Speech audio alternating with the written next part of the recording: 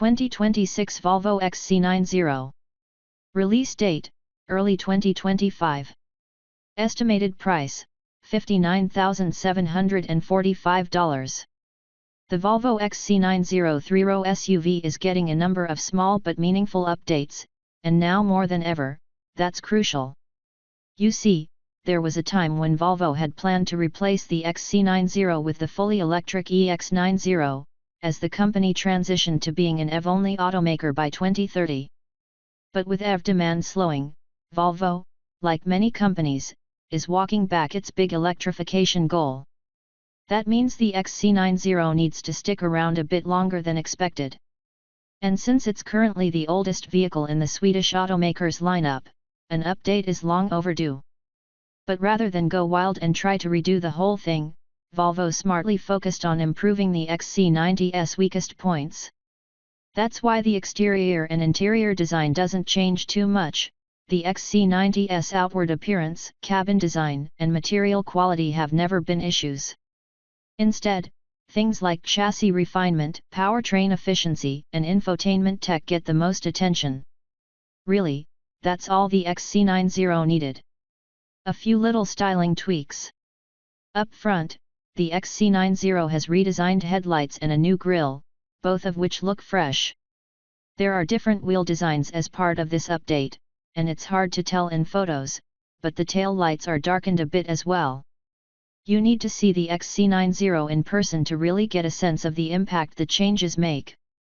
In a studio in Gothenburg, Sweden, we're able to see the way the new headlights and grille really flatten out the front fascia. That's a good thing. The merging lines in the grille are an especially interesting touch, and the lower fascia is cleaner than before as well. Inside, the most obvious change is the dashboard layout, where an 11.2-inch touchscreen sort of hovers over the dash, in contrast to the previous 9-inch screen, which was sunken inside. There are redesigned air vents on either side of the screen, and Volvo gave the rest of the cabin a few other updates, including new cup holders, a Nordico upholstery option. You still want the wool, though, and extra ambient lighting. By the numbers, the XC90 is the same size as it was before, and will get both 6 and 7 passenger seating configurations in the US with fold-down second and third rows. With all the rear seats folded, Volvo says there's a maximum of 66.2 cubic feet of cargo space. New tech, but not the newest tech.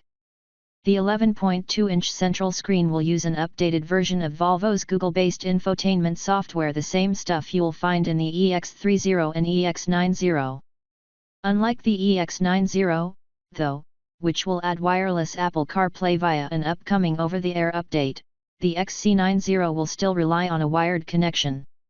The screen is much brighter and crisper than before, and the general layout and usability of the Google tech are easy to get the hang of. It's quicker to respond than the XC90's previous Census Connect software and relatively easy to use. Still, the actual hardware seems a little weird. We can't help but look inside the XC90 and see a bigger screen slapped over an existing hole in the dashboard. Hey, at least it works well. The XC90 will have Volvo's Pilot Assist highway driving assistant, as well as a suite of other driving aids. However, it will not have the lane change assistance feature that debuts in the EX90 EV. Quieter and more comfortable. We'll wait to pass final judgment until we drive the 2026 XC90 later this year, but Volvo says the SUV should be nicer on-road thanks to additional sound insulation and a revised double wishbone front suspension setup. The latter should provide a more relaxed, controlled driving experience, according to Volvo. There's an optional air suspension, just like with the current XC90, which should make the driving experience even more serene.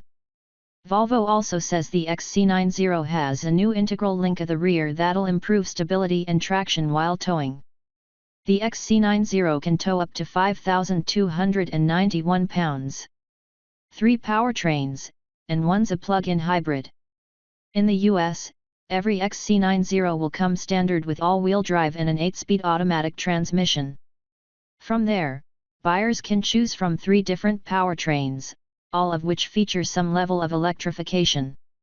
The base B5 setup uses a 2.0-liter turbocharged inline-4 with mild hybrid assist to produce 247 horsepower and 266 lb-ft of torque. The more powerful B6 variant of this powertrain adds a supercharger into the mix, resulting in 295 HP and 310 lb-ft of torque. Volvo estimates the XC90 B5 AWD can accelerate to 60 miles per hour in 7.3 seconds, while the twin-charged XC90 B6 AWD can do the deed in 6.4 seconds. Both the B5 and B6 engines now use the Miller combustion cycle in the updated XC90, which is really just a more efficient way of operating. We'll wait until official EPA figures are out to see if there are noticeable fuel economy gains. But right now, the 2025 B5 and B6 models are rated at 26 mpg and 23 mpg combined, respectively. Like the current XC90, the new one will be offered with Volvo's T8 AWD powertrain, combining the aforementioned turbocharged 2.0-liter i4 with a 18.8 kWh lithium-ion battery. Total system output here is 455 HP and 523 lb-ft of torque, resulting in a 5.1 second 0 to 60 miles per hour time. Fully electric driving range is estimated to be 32 miles, which tracks, considering the current XC90 is rated at 33 miles by the EPA. A little more expensive. Full model range pricing is still TBD, but right now, Volvo confirms the updated XC90 will start at $59,745, including $1,295 for destination. That's an $1,850 increase over the current XC90, but not a huge upcharge considering the tech upgrade, all things considered.